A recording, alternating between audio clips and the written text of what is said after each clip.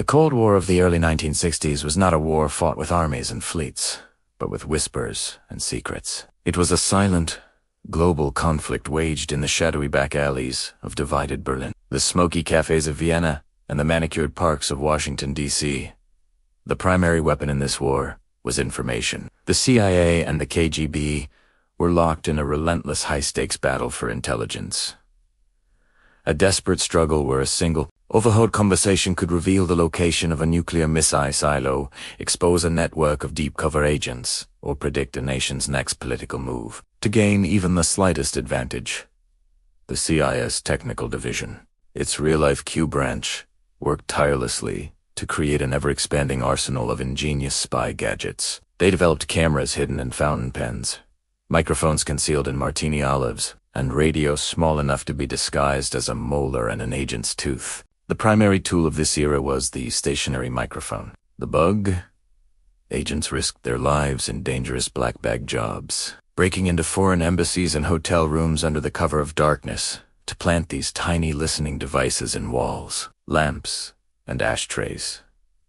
But this traditional method of espionage had a glaring and increasingly dangerous weakness. Enemy intelligence services, particularly the KGB, were becoming masters of countermeasures. They developed sophisticated electronic sweepers that could detect the faint radio frequencies emitted by a hidden bug. High-level targets, aware they were being watched, adopted strict security protocols. The most important, most sensitive conversations were no longer happening indoors. They were happening in motion. A Soviet diplomat and his KGB handler would undiscuss state secrets in an embassy they knew was bugged.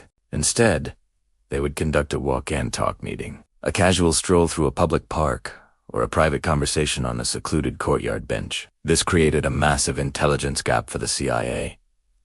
These were the very conversations they needed to hear most, and they were happening in open-air environments where planting a traditional microphone was physically impossible. How could you possibly bug a park bench just moments before two targets sat down? How could you listen to a conversation that was a moving target? This single problem became one of the holy grails of intelligence gathering for the CIA's Directorate of Science and Technology. This was a division staffed with brilliant, often eccentric, scientists and engineers, men who were paid to think the unthinkable and to turn science fiction into operational reality. Their official mission was to solve the impossible. They had a nearly unlimited budget and a mandate from the highest levels of government to explore any idea, no matter how bizarre, that might give the United States an edge over the Soviets. They worked on everything from developing truth serums and hypnotic interrogation techniques to building insect-sized drones, or insectothopters.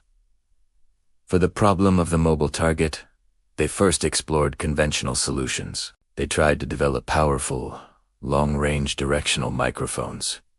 But these were often bulky and could be defeated by ambient noise like wind or traffic. They needed something better. They needed a surveillance platform that was mobile, that could get incredibly close to a target without arousing any suspicion, and that could blend into any urban environment seamlessly. The brainstorming sessions inside the Directorate must have been extraordinary. They needed a bug that could walk, a listening device that could follow a target or sit unnoticed at their feet for an extended period. Perhaps they considered a remote-controlled decoy, like a fake squirrel or pigeon.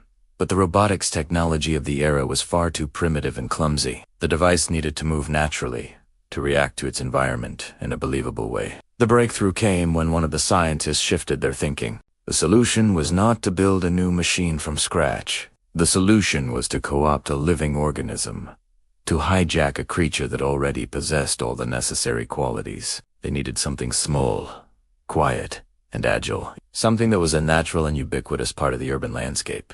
A creature so common that people's brains are conditioned to ignore it completely. A dog might be too large or too noticeable, too prone to barking. A rat carried disease and negative connotations. And then they landed on the perfect candidate. It was a creature that has been man's companion for thousands of years. A silent observer found in alleys, homes, and parks all over the world. A master of stealth, capable of sitting perfectly still for hours, yet able to move with lightning speed. Their audacious, multi-million-dollar plan was born.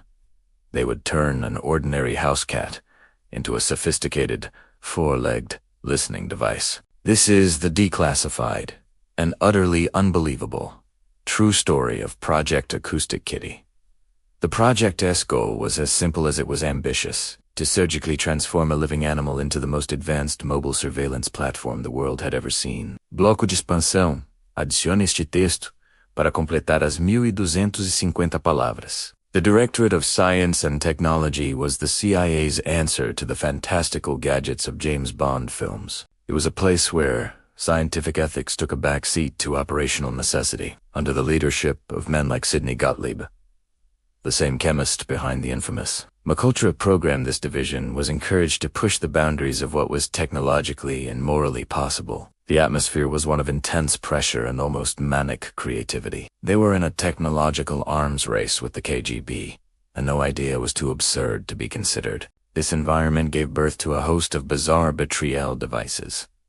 They developed a camera small enough to be hidden inside a pack of cigarettes. They engineered an exploding seashell designed to assassinate Fidel Castro. They even created a handgun that fired a small, rocket-propelled projectile that was silent and recoilless. The scientists and engineers were some of the brightest in the country, but they were working in a moral vacuum, completely disconnected from the real-world consequences of their inventions.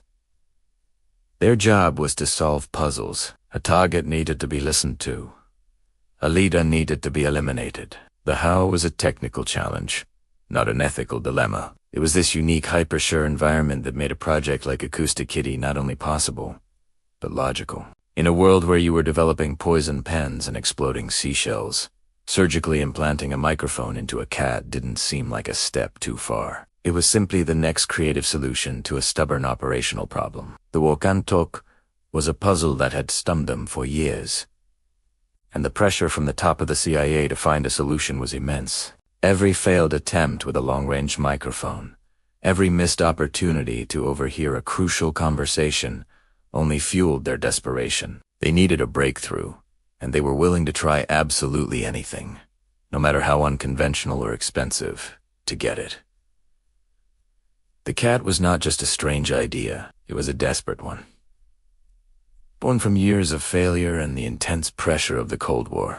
With the target identified and the concept approved, Project Acoustic Kitty moved from the realm of abstract brainstorming into the cold, sterile reality of the laboratory. The brilliant engineers at the CIA's Directorate of Science and Technology were now faced with a series of immense technical challenges. This was not like building a gadget to be hidden in an ashtray. This device had to be integrated into a living, breathing, and incredibly compact biological system. The components had to be miniaturized to an unprecedented degree. The microphone had to be sensitive enough to pick up a whisper from several feet away, yet robust enough to function inside a living creature. The radio transmitter needed a signal strong enough to be clearly received from a listening post in a van across the street, a significant technical hurdle for the 1960s. And the power source, the battery, was perhaps the biggest challenge of all. It had to be small enough to be surgically implanted, yet powerful enough to run the entire system for the duration of a multi-hour mission. The engineers worked for months, custom building each component from scratch. They developed a microphone barely 3/4 of an inch long, specifically designed to fit within the cat's ear canal. The idea was to use the cat's own ear structure as a natural parabolic dish to help focus and collect sound waves. They designed a tiny, powerful radio transmitter that could be embedded at the base of the skull, where it would be protected by bone. But the most difficult component was the antenna. To get a clear signal, the antenna needed to be of a certain length, which was far too long to be hidden internally. The team's solution was both ingenious and disturbing. They created a razor-thin, flexible wire that could be meticulously woven through the cat's fur, running the entire length of its body from head to tail, making it completely invisible to a casual observer. With the hardware finally complete, the project moved into its most shocking phase. It was time to build the actual agent. The selection process for the animal itself was a project within the project. The CIA couldn't use just any alley cat. They consulted with animal behaviorists and veterinarians to create a specific psychological and physiological profile for the perfect candidate. The chosen cat had to possess a unique combination of traits.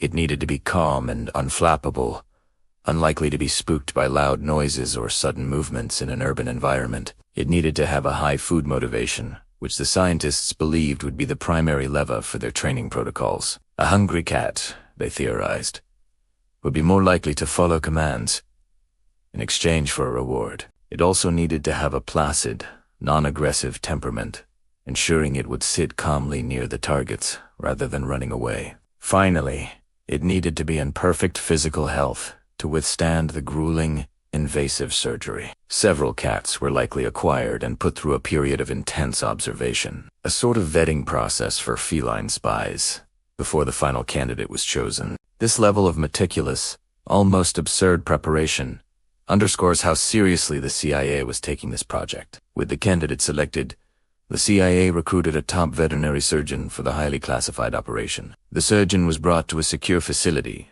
likely unaware of the full context of their work, and tasked with a procedure that had never been attempted before. The chosen animal was placed under anesthesia. For the next hour, the surgeon performed a series of incredibly delicate operations. A small incision was made, and the tiny battery pack was carefully placed inside the cat's chest cavity. The most complex part was implanting the microphone deep within the ear canal, ensuring it was functional without damaging the cat's eardrum or sense of balance. The transmitter was then embedded at the base of the skull. Finally, technicians would perform the painstaking task of threading the wire antenna through the animal's fur. At the end of the procedure, the cat, on the outside, looked perfectly normal. Its incisions would heal. Its fur would hide the antenna. But on the inside, it was a walking, breathing spy gadget. In the cold, detached language of the now declassified CIA memos, they had successfully created a four-legged mobile audio surveillance platform. The total cost for the research and the surgery for this single prototype was staggering, estimated to be over $20 million in today's money. For that price, the CIA now possessed the most advanced, and certainly the most unusual, listening device on the planet. The pressure for it to work was immense. Initial tests, in a controlled laboratory setting, were promising. The microphone picked up conversations, and the transmitter sent a clear signal to a nearby receiver. The hardware, it seemed, was a success. The internal debates about the project, as revealed by the declassified files, were focused almost entirely on technical feasibility, not on ethics. The question was never, should we do this, but can we do this? The scientists working on the project saw the cat as an engineering problem to be solved. They tackled each biological system as a component to be hacked. One of the first major issues they encountered was the problem of internal noise. The highly sensitive microphone didn't just pick up external conversations. It also picked up the cat's own purring, which would often drown out the target audio. The engineers had to spend months developing a complex audio filter to isolate these internal biological noises. Another issue was the battery pack, which generated a small amount of heat, causing the animal discomfort. This led to a redesign of the power source to ensure it ran completely cool. This intense focus on the technical puzzle is what allowed the team to remain detached from the grotesque reality of their work. They weren't mutilating an animal, they were optimizing a platform. The success of the surgery was, for them, a moment of pure scientific triumph. But the project was about to pivot from the predictable world of engineering to the profoundly unpredictable world of animal psychology. The hardware of their bionic cat was complete, but they had not yet programmed the software. As the creature awoke from the anesthesia, the scientists were about to confront a problem that no amount of money or technology could easily solve. The stubborn, unpredictable, and entirely unprogrammable mind of a cat. The surgery was a grotesque, but undeniable, scientific success. The CIA had achieved what was previously thought to be impossible. They had seamlessly integrated a sophisticated audio surveillance system into a living creature. That $20 million bionic cat was now a reality, a walking, breathing marvel of Cold War engineering. The hardware was ready, but as the cat awoke from the anesthesia, a disorienting haze of drugs and surgery slowly giving way to its natural instincts, the scientists at the Directorate of Science and Technology were about to confront a problem that no amount of money, technology, or surgical skill could easily solve. They had mastered the cat's body, but they had no control over its mind. The software, they would soon discover, was stubborn, unpredictable, and entirely No, they faced the near impossible task of teaching it how to spy. The goal of the training program was, on paper, deceptively simple. The acoustic kitty needed to learn to perform a specific sequence of actions on command. First, It had to travel from a release point, typically a surveillance van, across a variable distance of perhaps 30 to 40 yards. Second, it had to approach the designated target, usually two people having a conversation, and sit down calmly within listening range. Third, it had to remain in that position, ignoring all distractions, for the duration of the conversation. And finally, ideally, it would return to the handlers once the mission was complete. To achieve this, the CIA set up a dedicated training facility, likely a secure compound where they could build simulated environments, such as a mock park with benches and artificial trees, to replicate real-world mission conditions. The entire project now rested on the shoulders of a team of animal trainers who were tasked with instilling military-grade discipline into a creature famous for its indifference. Their primary tool was food motivation. The trainers theorized that a hungry cat would be a more compliant cat. They would deprive the animal of food and then attempt to use treats as a lure, rewarding it for moving in the right direction or for sitting on a target spot. The initial results were a study in abject failure. The cat, driven by its powerful survival instincts, would often sprint towards the food reward, grab it, and then immediately lose all interest in the training exercise. Other times, it would become so focused on the trainer holding the food that it would ignore the intended target completely. The trainers were in a constant battle against the cat's most basic nature. They needed the cat to be hungry enough to obey.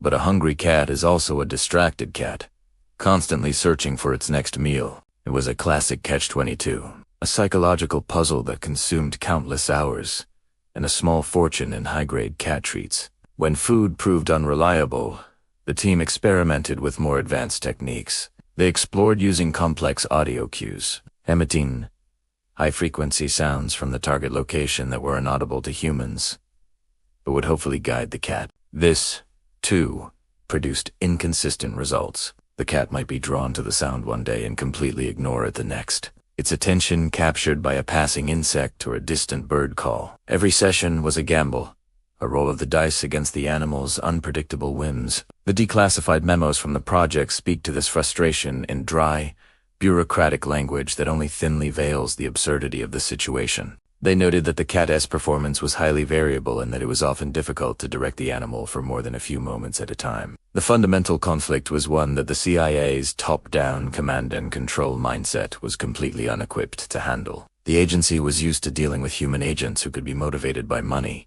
patriotism, or blackmail. They could be given orders and were expected to follow them. The cat, however, had no concept of national security. It did not care about the threat of communism. It had its own agenda, a mysterious and ancient set of priorities that involved napping, hunting, and exploring its environment on its own terms. This clash of wills between the intelligence agency and the house cat is the darkly comical heart of the acoustic kitty story. Imagine the scene. A team of the nation's top scientists and intelligence officers, men responsible for developing weapons and overthrowing governments, standing in a fake park, desperately trying to coax a cat to walk 10 feet to the left. They likely spent millions of dollars on the training phase alone. Every day was a fresh litany of failures. A training session would be perfectly planned, only to be derailed because the cat decided it wanted to climb a tree. Another session would be ruined because the cat was spooked by a loud noise and refused to move. The project managers, under immense pressure from their superiors at the CIA to produce a return on their staggering investment, grew increasingly desperate. The $20 million asset was proving to be completely unmanageable. After months, and possibly even years, of this frustrating and expensive endeavor, the team finally started to see a few glimmers of hope.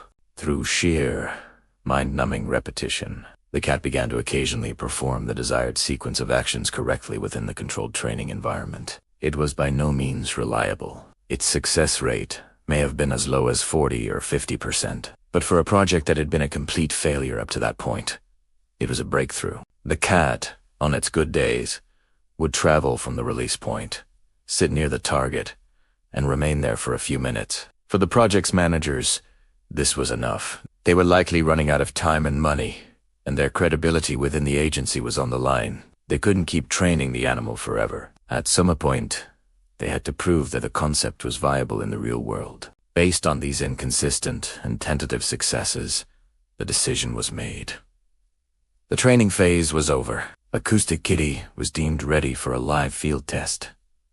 A target was selected. A date was set. The bionic cat, the culmination of years of research and millions of dollars, was about to go on its first, and what would become its final, field mission. After years of research, millions of dollars in secret funding, and a training program that had pushed the boundaries of both science and absurdity, the moment of truth for Project Acoustic Kitty had finally arrived. The inconsistent, but occasionally successful training sessions were deemed sufficient. The pressure from the top of the CIA to justify the project as staggering budget had reached a breaking point. It was time to move the operation out of the controlled environment of the training compound and into the chaotic, unpredictable streets of the real world. A live field test was greenlit. The mission was planned with the same meticulous detail as a human intelligence operation. A target was selected.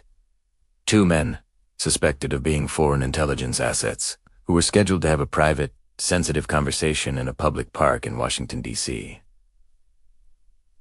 The park was chosen for its relative quiet and the clear line of sight from the street, which would allow the surveillance team to monitor the operation. On the designated day, a team of CIA agents pulled up in a nondescript van, parking across the street from the park. The van, which looked perfectly ordinary from the outside, was a mobile listening post, packed to the ceiling with state-of-the-art radio receivers, magnetic tape recorders, and a team of anxious operatives. Inside the van, in a special carrier, was the star of the show, the gray and white female cat, the culmination of 5 years of work, the $20 million bionic spy. The agents inside the van could see their targets. The 2 men were sitting on a park bench, just as the intelligence had predicted, engaged in what appeared to be a quiet, serious conversation. The conditions were perfect. The distance was manageable. The target was stationary. After all the failures and frustrations of the training phase, this was the ideal scenario. A final exam that the Acoustic Kitty was, hopefully, prepared to pass. The tension inside the van must have been immense. This single operation would determine the fate of the entire project. A success would validate their bizarre idea, potentially ushering in a new era of but a failure would mean that millions of dollars and years of work had been for nothing, turning their ambitious project into a punchline within the agency's secret halls. An agent reached for the carrier. The cat was calm, perhaps unaware that it was about to make espionage history. The final checks were made, the receivers were active, the tapes were rolling. The team leader gave the signal. An agent gently slid open the side door of the van, the sounds of the city streets suddenly flooding the quiet interior. He carefully placed the Acoustic Kitty on the pavement, pointing its head in the direction of the park bench across the street. This was the moment. The cat was now live. The agents watched, holding their breath. The cat stood on the pavement for a moment, perhaps acclimating to the new environment. It looked at the park bench, its target, just a short walk away. For a brief, fleeting second, it seemed as though the training might actually pay off. The cat took a few deliberate steps, leaving the relative safety of the van and entering the roadway. It was on its way. The mission had begun, and then, in a matter of seconds, the entire multi-million-dollar project came to a sudden, catastrophic, and darkly comical end. A taxi, coming down the street at a perfectly normal speed, its driver completely unaware of the high-stakes espionage drama unfolding nearby, struck the cat. The $20 million surgically enhanced, bionic spy was killed instantly. The mission was over in less than 30 seconds. The agents in the van could only watch in stunned, horrified silence. Their 5-year project, the pinnacle of the Directorate of Science and Technology's creative ambition, had been unceremoniously destroyed by a random cabbie. There was nothing they could do. They couldn't rush out to retrieve their equipment. Doing so would blow their cover and expose them. They could only watch as the taxi drove on, and as their hopes for a new era of espionage lay lifeless on the asphalt. The mission was a complete and total failure, an instant catastrophe. Back at CIA headquarters, the news of the disastrous field test was the final nail in the coffin for the already beleaguered project. It was one thing to spend millions on a project that produced inconsistent results in training. It was another thing entirely for that project to be obliterated by a common city taxi on its very first mission. The project was immediately and completely canceled. In a final, now declassified memos summarizing the program. The CIA's auditors attempted to salvage some shred of value from the wreckage. They concluded that, while the scientific work on miniaturization and surgical techniques had been a remarkable achievement, the entire endeavor was ultimately a practical failure. In a moment of masterful understatement, the memo dryly noted that they had learned that the environmental and security factors in using this technique in a real foreign situation force us to conclude that for our purposes, it would not be practical. It was the CIA's official bureaucratic way of saying that they had spent the modern equivalent of over $20 million to learn a lesson that every cat owner already knows. Cats are unpredictable, they are fiercely independent, and they do not take orders. The story of Acoustic Kitty is more than just a comical failure. It is a perfect, absurd parable of the Cold War itself. It stands as a chilling testament to the lengths the CIA was willing to go to. A time when a government with an unlimited secret budget and zero public oversight was willing to try absolutely anything to gain an advantage. The project reveals a mindset of such intense paranoia and hubris that turning a living creature into a disposable piece of spy hardware seemed like a logical and worthwhile investment, and it leaves us with a final, unsettling question. For every Acoustic Kitty story that we know about, because it failed so spectacularly, how many other, equally bizarre projects, hidden in the same secret budgets, might have actually succeeded?